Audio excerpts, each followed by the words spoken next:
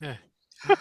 Welcome back, everybody, to Hoops HD. It is quarter number three. Yes, quarter number It's three we're of our not doing ongoing quarters. We're not doing quarters. These are four independent Hoops hunts here. HD season previews 2025 2026. We should have had a little scoreboard in the back there that said fourth quarter or something like that. We're I'll have not to talk to our quarters. art department about that. 26-27. Yeah. I'm your host, Chad Short. Matt Zakowski and John Sleek up here with me, David Griggs and John Titel down below. If you were looking for our A10 or our American preview, they are somewhere up there. If you're looking for the West Coast, it's down there. This is our Mountain West Conference preview, and probably the most intriguing, well, maybe the next to the West Coast also. One of our more intriguing previews for the night. A lot to get to actually in this conference, and Titel, let me start off with you actually in this league. Uh, because when you talk Mountain West, you always talk San Diego State. I mean, you can't not talk San Diego. Yeah. Oh, I guess next year we won't talk San Diego State, the Mountain West, but in recent years we talk San Diego State at least. How about the Aztecs this season? Yes, I will not steal everybody else's thunder. They are the pick to click. They bring in Latrell Davis from San Jose State. They return an all second team performer, Miles Bird, who's top 30 in the nation in steals. Brian Dutcher remains a tremendous coach. So I think they are the odds on favorite. Yeah, Griggs, did you agree with that? Is this I really do. just the best team? Yeah, I mean, they barely snuck into the NCAA tournament last year and then looked like they should not have even been selected in their first four game. But I think they're better this year. I think they're good enough to not only get in the first ballot, but maybe be wearing white in the round of 64. I think they're back, and they're one of the better programs. I mean, when you can have a down year and still make the NCAA tournament, your program is solid and nationally relevant. I like a lot. I like a few other teams too, but I like them to win it. I like them to win it. There's a few other teams though that are definitely worth discussing. Stalika, uh, Leon Rice's squad at Boise State. Woohoo! I like this team a lot this year. They've had a little trouble in the NCAA tournament in their history, 0 and 10, but other than that, I do like this team this year. I feel like a good year for Boise State is one where they don't have to go to Dayton and end up losing a playing game right here. Dave Never, Rice, never even won one of those. Yeah, they've never won a tournament game. That's incredible. as I say, Dave Rice now one of the deans of coaching Leon at Rice. Mountain or Leon Rice, Uh, sorry, along with Brian Dutcher over at Boise State. Now, as far as who the Broncos are going to have coming back, they're still going to have Javon Buchanan, Pearson Carmichael, and Andrew Meadow. As far as who's coming in, we have one player that Titel saw frequently in Drew Fielder, who was at Georgetown last year. You're also getting Dylan Andrews, who going to be going into a better environment, at least coaching wise, and having to deal with Mick Cronin for a year at UCLA.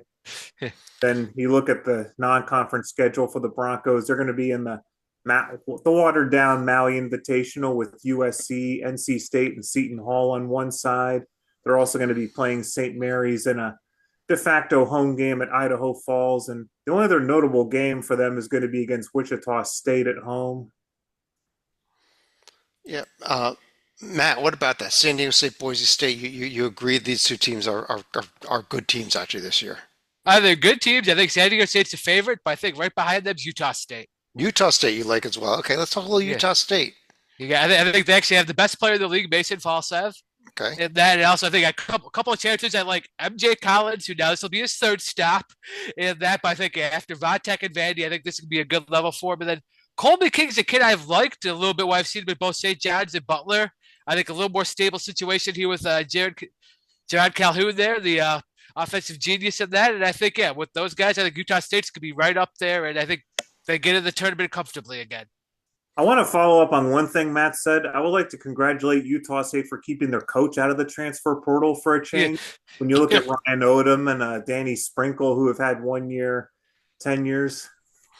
Yeah, Utah State it felt like they were transfer heavy even before the portal Yeah. came along. So that's an interesting point that Stalika brought up. I mean, this is a program that seems to get rocked with transfers every year. Then again, they turn around and bring in a lot of transfers every year, and they've lost coaches. They've done all that, but no matter what happens, they still continue to win in the mid 20s every year. I mean, it's kind of remarkable what they've done considering that there isn't a whole lot of consistency there in terms of when I say not consistency, I mean there's not a lot of retainment from year to year on the roster. Uh, Titel, Mountain West has a new member this year. Who's going to be has 1 year in this version of the Mountain West, and then it's going to be in the whatever's left of the Mountain West come next year. But Bryce Drew and those Grand Canyon Lopes, one of our favorite programs, one of our favorite under the radar programs Yep. for years now here at HoopsHD. Welcome above the radar, and how about them this year? Lopes up. Coach Bryce Drew has made 4 of the past 5 tournaments as the WAC tourney champ, but he switched conferences last summer. He brings over Brian Moore Jr. from Norfolk State, who was the MEAC tourney MVP and the Lou Henson Award winner as the top mid-major player in the country. He brings in Jaden Henley from UNLV, who was top 5 last year in steals and free throw percentage in this conference, and Caleb Smith from UC Riverside. Very interesting skill set. He's 6'10", 245, but he made 58 threes last year, so not sure if you should play him inside, outside, or everywhere. Both, everywhere. Is this team going to be able to win at the level they won at the WAC in this conference, though? Are asking me if they're going to make 4 of the next 5 tournaments. I don't think the answer is yes. I think it's a resounding no, just because this is the Aztecs conference to lose. But I think they're going to be in the upper half of the Mountain West from day one. I don't think this is going to be something where they're battling with Air Force and Estella and slowly work their way up the ladder. So you think their talent is going to have to translate to a higher level conference, much higher level conference, yes, than the WAC. I'm with Titel on that. Yeah. Okay. Griggs, how about Colorado State this year with Ali Farouk Monesh hitting 3-pointers to win games? He's the new head coach there, of course. Yeah. He's, they've been really strong the last couple years, winning 25 games or more the last 2 seasons, round of 32 last year. And it's just, unfortunately, almost nothing is back for them. They're sort of restarting, not just with the new roster, but with a new coach. And I just don't know much about them. When everybody that we've talked about, I have an opinion on it. I think San Diego State's real good. I think Utah State's going to be good. I think the Lopes will play, in the upper half of the league and actually be a factor in the league. I don't know much about Colorado State. History, at least recent history, says that they can be good from year to year and that they can rebuild. But can they rebuild with a new coach?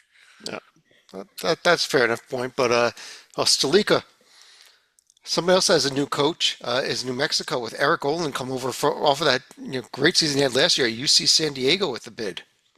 It's going to be interesting because New Mexico last year under Richard Pitino, they were coming off of a win against Marquette in the NCAA tournament as well as a second round appearance. Now, as far as New Mexico, as you mentioned, they're going to be retooling with Eric Olin coming over from UC San Diego, who had their best season in their short D1 history. Chris Howell and Milos Vicenic will be making the trip from San Diego over to Albuquerque, and they're also going to be getting Dayton Albury, who's transferring within the conference from Utah State, and Kevin Patton Jr., who's also coming over from USC. As far as their test, they'll have one matchup against New Mexico State within the back range rivalry or whatever they're calling it. Yeah.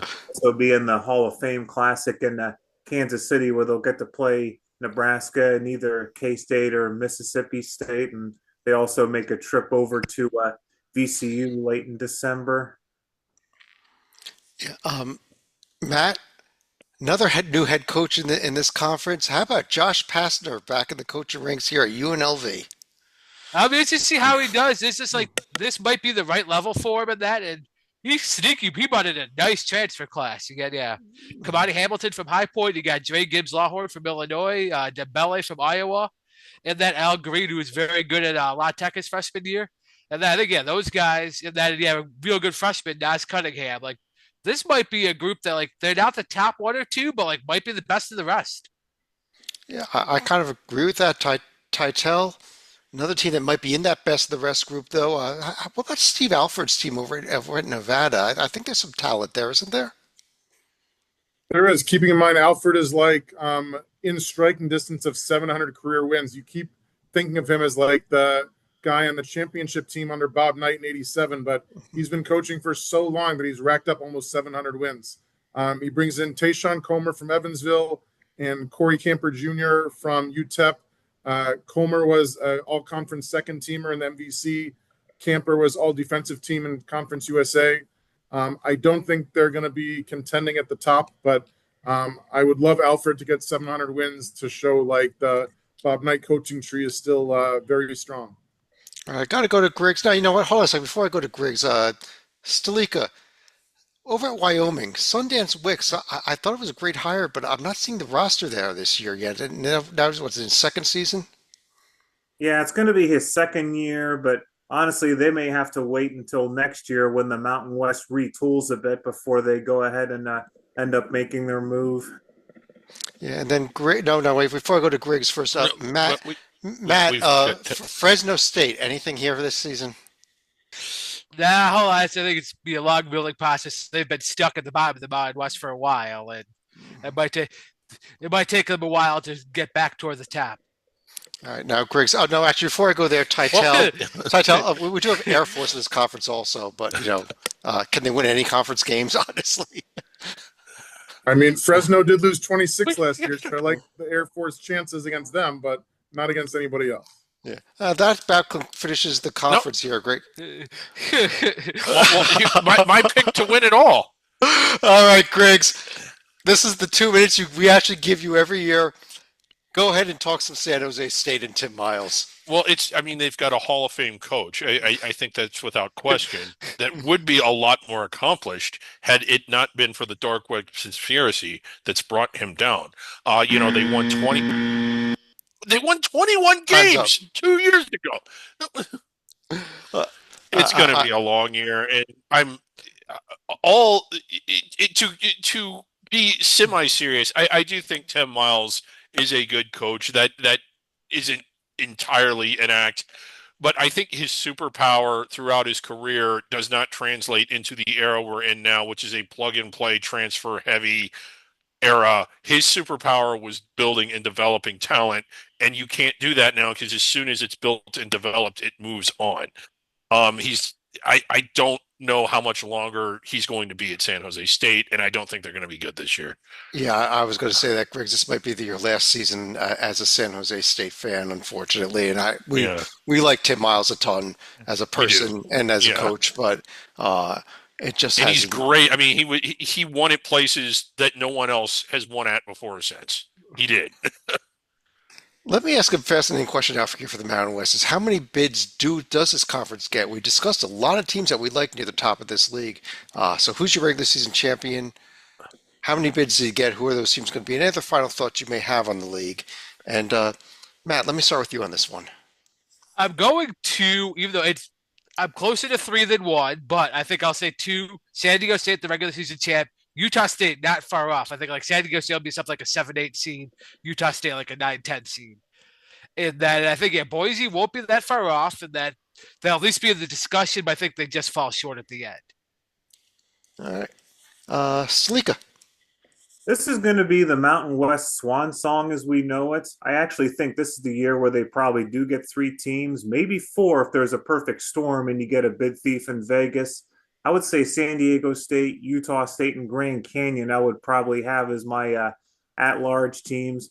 But as far as a final thought, if you're looking at who's going to be staying in the Mountain West next year, the main teams are going to be New Mexico, New Mexico, Nevada, UNLV, Grand Canyon, and Wyoming.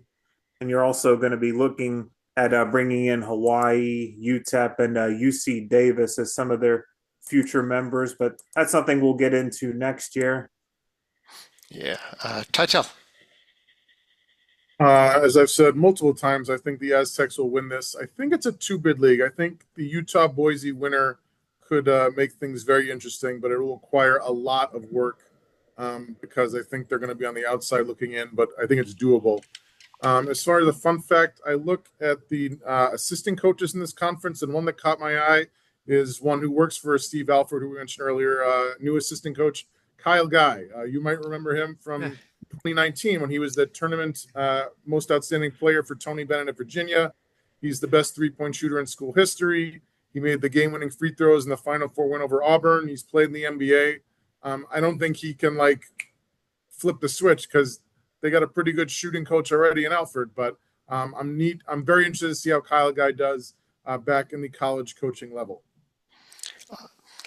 I'm kind of disappointed that Joby could not be with us here tonight because we know he loves the Mountain West. And we know just 2 years ago, this conference put 6 teams in the NCAA tournament. Yes. I'm going more than any of you. I am going 4 bids out of the Mountain West this year. I'm going San Diego State, my champion, Boise State, Utah State, and the Lopes. 4 teams. I'm going to go ahead and do it. I just have a feeling that this might be where those non-power conference bids all come from this year. Griggs, how about you? I was stuck between 3 and 4 as far as bids to the tournament. I like the top 3, the San Diego State, Utah State, and Boise. I think for a 4th, I could see it being either New Mexico or the Lobes. I'm actually big on the Lobes. They were sort of disappointing last year despite winning the WAC tournament. I think we all thought that they were a top 25 caliber team going into last year. They had a good season, but not quite as good as we thought they would be. But this is a solid program. And my thought on the conference as a whole is it's one of the more I, I don't know if there's a connection between the two, but it's one of the more incredible fan bases in the collection, especially outside of the Power Four. You got the show at San Diego State. Utah State is just a zoo of an environment. Even without Wild Bill around anymore, it's still one of the more incredible environments. The Lopes, if you haven't seen a game there, you just can't believe it. New Mexico's Pitt, Colorado State's place can get rocking. Wyoming can get deafening. It's just great home court advantages and great fan bases. And a fair criticism is that this conference needs to schedule better or do more out of conference. But it is one of the reasons they might have issues scheduling is because these are home courts these are fans that demand that they play at home. They don't want to play just 1 or 2 out of conference games at home. They want a home schedule, and no one wants to go there. Like, it's hard to win at these places. It's very hard to win. So how are they supposed to get games? Don't forget the border war between Colorado State and Wyoming. The only border war that the NCAA has. On that note, I think I want to thank everybody for joining us. If you were looking for the American or the A10 up there, West Coast Conference down there. But on behalf of Matt Sikowski, John Salika, John Titel, David Griggs, I'm Chad Sherwood. Thanks for joining us. We'll be back in just a few seconds with our West Coast Conference preview.